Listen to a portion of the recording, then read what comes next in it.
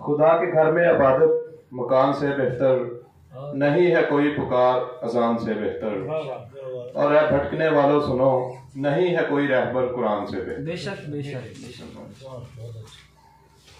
और जी पंजाबी जुबान जी नील सिद्दीक साहब का कलाम जी आपके दोस्त की तारीफ कर रहा जी कि मजबूत जवानी चाल हरन, मजबूत जवानी चाल हरन, जाल हवा दे नाल पहाड़ों छाल अखी रंग लाल, कजल दे नाल बनाइयां द्वारियां। मजबूत जवानी चाल हरन, जाल हवा दे नाल पहाड़ों छाल अखी रंग लाल बनाइयां धारियां।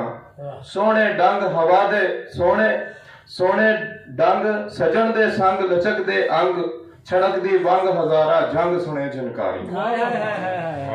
सोने सोने डंग सजन दे संग छणक दे लचक दे अंग, छणक दी वंग हजारा जंग सुने छनकारियां।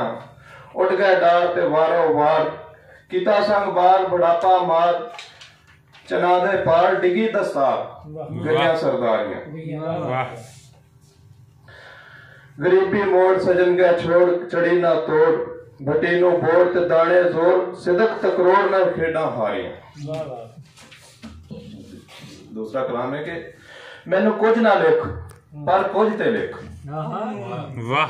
मैनू कुछ ते लिख पर कुछ ना लिख, ना याब मैनू कुछ ते लिख कुछ ना लिख पर कुछ ता लिख, ना याब च नहीं सकरोड़ च लिख, जदा सिदक जनाब दी लोड़ च नहीं, ना लोड़ च लिख बेलोड़ च लिख।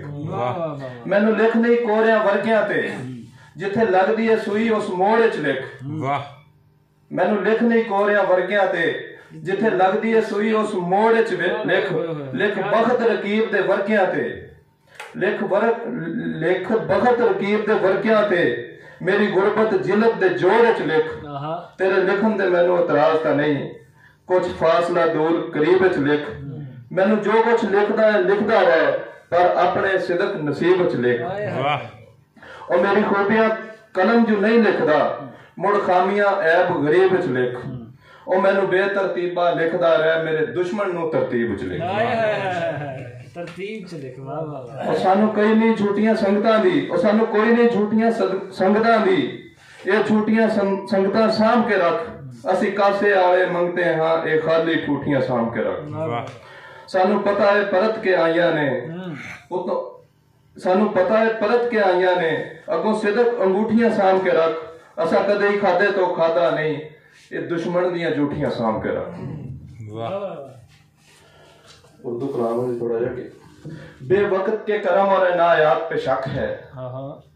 बेवक्त के करम और इनायात पे शक है, ऐ शख्स मुझे तेरी मदारात पे शक है।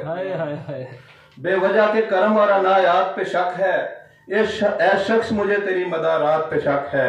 शब में कभी जलती कभी बुझती रही शब भर, ऐ शहर तिलिस्मात तेरी जात पे शक है। और जिस बाग में पौधों की जगह सांप उगे हों, जिस बाग में पौधों की जगह सांप उगे हों, उस बाग के हर बेल और हर बाग पे शक है।